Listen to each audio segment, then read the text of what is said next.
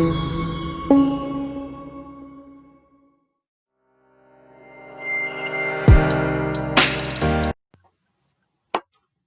quick credit hacks to improve your FICO score. That's right, that's Experian, Equifax, and TransUnion. What up? You got Mr. Smith, point five of Mr. and Mrs. Smith, and in this brief video, I want to talk to you about four quick credit hacks that you can use in order to boost your score. Now, what you got to understand is this. There are many different factors, five to be exact, as it relates to your credit score. These hacks that I'm about to give you focus on two main areas that have a reflection on all areas. So it's always good to keep it simple. If you could do a couple of simple things that are that have a magnified effect, then that's always a good sign. What I mean is, if you can do one thing, but it affects your score in two or three ways, that's a good thing. If you could do two things and it affects your scores in a couple of different ways, that's a good thing. So I'm going to give you four hacks, and one of them helps in one particular area, which I dive into, and the other one helps give that extra balance. So that way you're doing multiple things, but also keeping it simple at the same time. Now, let's dive in. Let's go ahead and get into the list, because I don't want this video to be too lengthy, but I just really want to make it make sense, because there's some things that you can do as soon as today or whenever you're watching this video. And what you got to understand about your credit. You see, I own a credit restoration company. I help people restore their credit, get things removed, boost their score, give them game plans, strategies, and things that I feel that their credit profile can benefit from, customized to them. However, some things that you can be doing on your own, and there may be a time where you say, you know what, I need some assistance because I need to have my report cleaned up. And if so, then schedule a consultation. There'll be a link, All Things Credit, or whatever you see down below, that you can click and get access to us or some of the resources that we highly recommend. But in this video, I want to talk about things that you can do yourself. So if you're taking notes, or if you're watching this video and you want to put in the comments what I say, then feel free to do so.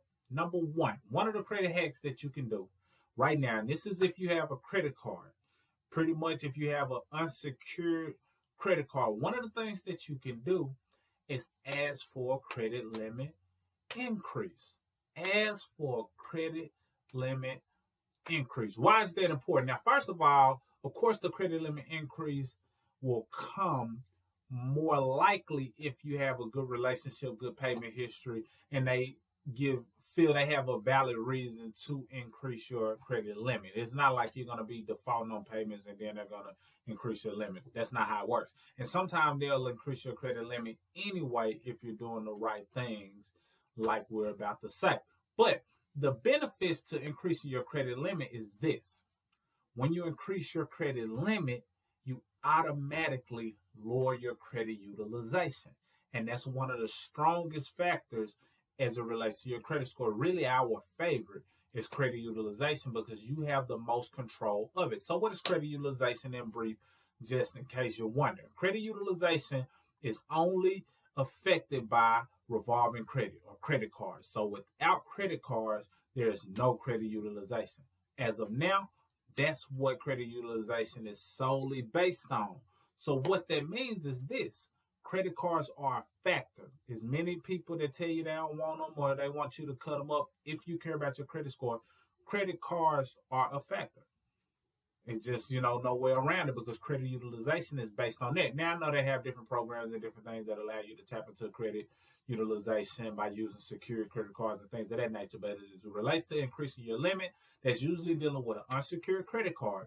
And how that operates is, now that you know what credit utilization is, basically how much of your credit limit are you utilizing. So just as a brief example, let's say you had a credit card and the utilization was or the limit was $1,000. And let's say of that $1,000 you had $900 spent. 900 divided by 1,000 is 90%. So you're at 90% credit utilization. In the eyes of the lender, in the eyes of the creditors, that's not good, because they're looking at it as though you need majority of your overall credit limit. So if you need it, then it's like your risk, your high risk. So think of high utilization as high risk. The goal is you want to have it lower. Now, what happens is if you decide that you want to, or you get the opportunity to increase your credit limit, let's say you have that $1,000 credit limit and your amount utilized is $900, as I stated, so it's 90% utilization. But let's just say you're able to get that credit limit increased to $3,000. You say, hey, I love this card. If at all possible, can I get my credit limit increased to $3,000? I would just love it for whatever reason. And you may say it'll help with your utilization. Sometimes you can keep it honest with them depending on your relationship with the bank, but just say that you were able to increase it to $3,000. What that does automatically is put your utilization under 33%. Pretty powerful. And all you did was increase the credit limit. So by default, instead of you being 90% of utilization, you're under 33%. Because your new credit limit is $3,000, and if you take $900 and divide it by 3,000, you'll be under that 33%. So that's one strategy, and of course you can use any other number, but the goal is to get your credit limit increased, and by default you automatically lower your utilization. Now we don't want you to max it out again after you got the limit increased. It's just a strategy, a hack that you can use in order to boost your credit and increase your credit limit and automatically lower your credit utilization. That's hack number one. You can type that in the comments. Let me know, if you tried that or if you plan to try that. And when you do come back to this video and say, hey, it worked.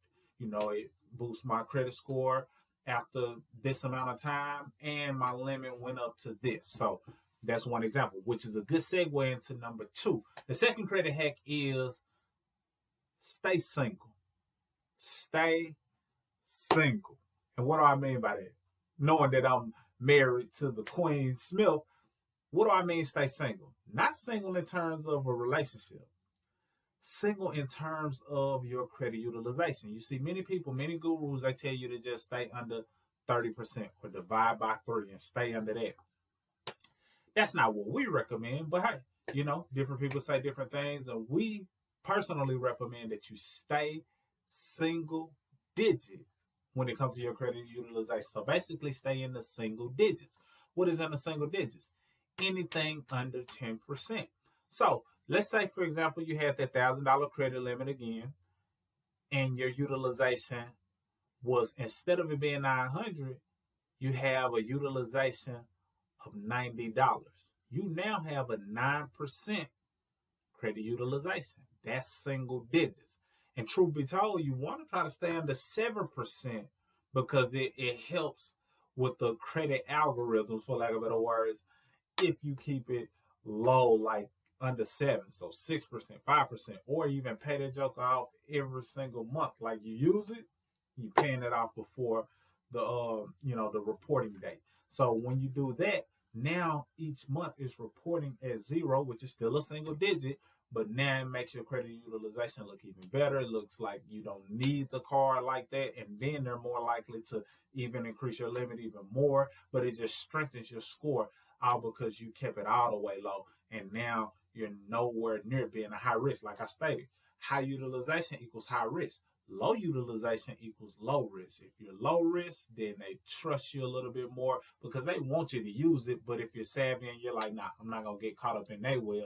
I'm just using them to leverage this credit card so I can have good credit utilization, the whole 9 yards. So stay single. And by single, I mean stay in the single digits as it relates to your credit utilization, preferably 7 or low, 7% or lower. But if you're 9% lower, anything under 10%, you'll be good to go. But aim for that, or aim for even better, paying it out every single month. Number 3, you can also do what's called consolidating your debt. So what that may look like is, say for example, you had a decent amount of credit card debt dispersed over a couple cards or some other debts, and you took out a personal loan that you may have qualified for, and you paid off your credit cards with that loan. That's like consolidating your debt. Now, I will put this out there. If you do decide that you want to consolidate your debt, what you want to be aware of is making sure that that debt consolidation or the personal loan isn't attached to some type of collateral, like your home or your car. And sometimes when these debt consolidation companies offer to consolidate your debt, sometimes they back it by some of your assets, some of your collateral. And I wouldn't recommend that. Here's why. You got to be careful with that. Not to say that you'll default on that loan, but just in case something happens, the last thing you want is your credit card expenses to be attached to some collateral like your home. And then something happens and you're not able, or you default on the consolidation loan, and now your home is at risk, all from some credit card swipes. And that credit card swipe might have been clothes, food, shoes, fast food, travel, and that's not worth losing your home over. So that being said, make sure if you do consolidate that it's not attached to your collateral. And if you do consolidate, do it through your own personal loan that you get that's not attached to anything, because you got a bank that just say, hey, you need this? Okay, personal loan, boom. And then you take that personal loan, you pay off the credit card. The goal is to not use the credit card. Don't get caught up in it. Don't use it, at least for a while, and just put all of your effort and focus on paying off their consolidated loan. Now they'll earn some interest, because if it was a personal loan, most of the time they might build in the interest. So say you got a $10,000 loan, the payback amount might be $1,150. So they made $150 off of that, or it might, if you got a $10,000 loan, the payback might be $11,150. So they made $1,150 on their loan, and it's built into it. You just pay it off, but it saved you based on the interest rate that you might have had with your credit card. So if the numbers make sense, consolidating your debt may be a good thing. And the double whammy in that, meaning that you do one thing and it helps in multiple areas, is the fact that personal loan helps you outside of just the revolving debt.